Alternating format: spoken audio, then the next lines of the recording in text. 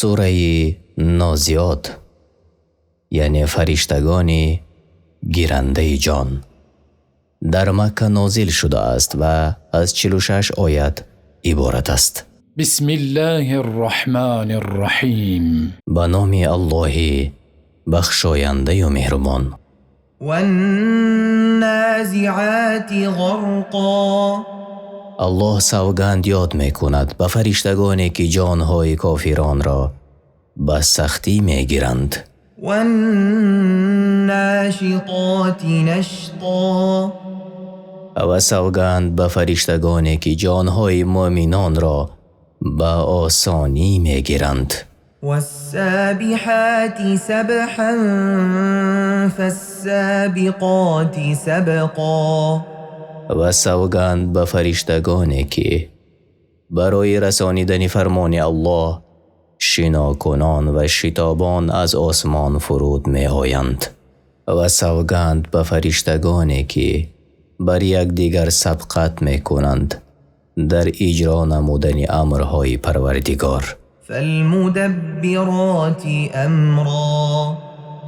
و سوگند به فرشتگانی که همه کارها را تدبیر می کنند.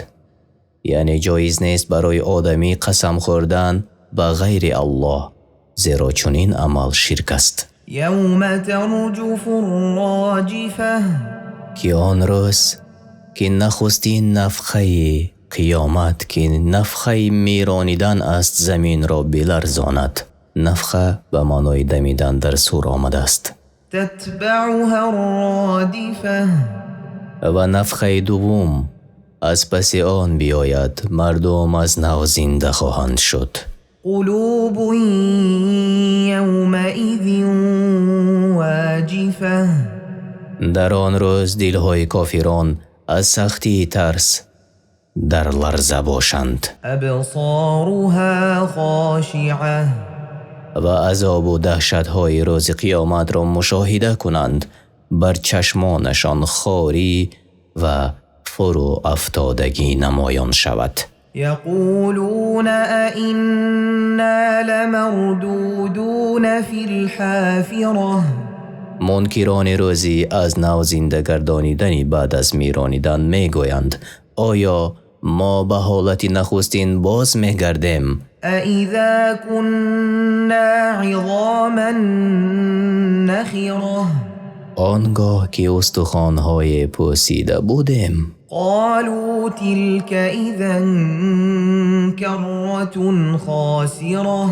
گویند این بازگشتی ما بازگشت است زیان آور. فإنما هي زجرة واحدة. پس تنها یک آواز بلند است. فإذا هم بالساهرة. و آنگاه آنان در زمین هموار صحرای قیامت می آیند. هل أتاك حديث موسى. ای پیامبر، آیا قصه موسی علیه السلام بر تو رسیده است؟ إذ ناداه ربه بالوادي المقدس طوى. آنگاه که پروردگارش را در وادی مقدس طوی صدا کرد، یعنی آن وادی در کوه سینا واقع است. اذهب إلى فرعون إنه طغى. به سوی فرعون برو که او در گناه از حد گذشته است. فقل هل لك إلى أن تزكى. بگو آیا تو را رغبت هست که پاکیزه شوی و به ایمان نفس خود را آراسته کنی؟ وأهديك إلى ربك فتخشى. و من تو را به سوی پروردگارت راه بنمایم و تا تو بیترسی از او. فأراه الآية الكبرى. پس موسی به فرعون آن معجزه بزرگ عصا و دست را نشان داد. فكذب وعصى ثم أدبر يسعى. و فرعون پیامبر الله موسی علیه السلام را دروغ برآورد و نافرمانی کرد. سپس پشت گرداند از ایمان و بر ضد موسی سعی و تلاش می کرد. فحشر فنادى پس همه اهل مملکتش را جمع کرد و ندا داد. فقال انا ربكم الاعلى و گفت من پروردگار بزرگ شما هستم. فأخذه الله نكال الآخرة والأولى پس پروردگارش او را به عذاب آخرت و دنیا گرفتار کرد. إن في ذلك لعبرة لمن يخشى بیگمان در این کردار فرعون و آن عذابی که بر وی نازل شد پندی بزرگ است برای کسی که از الله می ترسد. أأنتم أشد خلقا أم السماء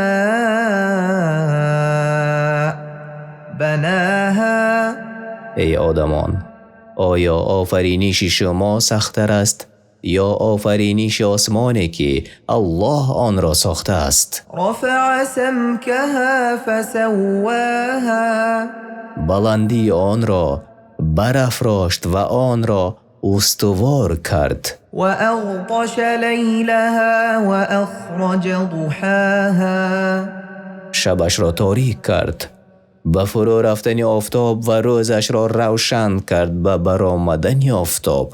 والأرض بعد ذلك دحاها و بعد از خلق آسمان زمین را پهن کرد. أخرج منها ماءها ومرعاها و از آن آب بیرون آورد و چراگاه ها پدید آورد. والجبال أرساها متاعا لكم ولأنعامكم و کوه ها را استوار ساخت برای فایده شما و چارپایانتان.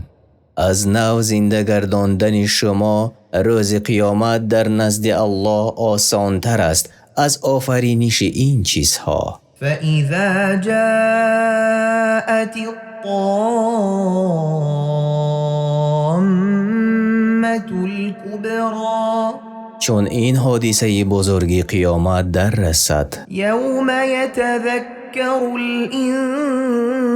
الإنسان ما سعى روزی که آدمی همه عملهای خود را از نیک و بد به یاد آورد. وبرزت الجحيم لمن يرى و دوزخ برای هر فرد بینا آشکار و نمایان می گردد. فأما من طغى پس هر کی از حد گذشته باشد در کفر و عصیان وآثر الحياة الدنيا و زندگی این جهان را بر زندگی آخرت اختیار کرده باشد، فإن الجحيم هي المأوى بیگمان جهنم جایگاه است. وأما من خاف مقام ربه ونهى النفس عن الهوى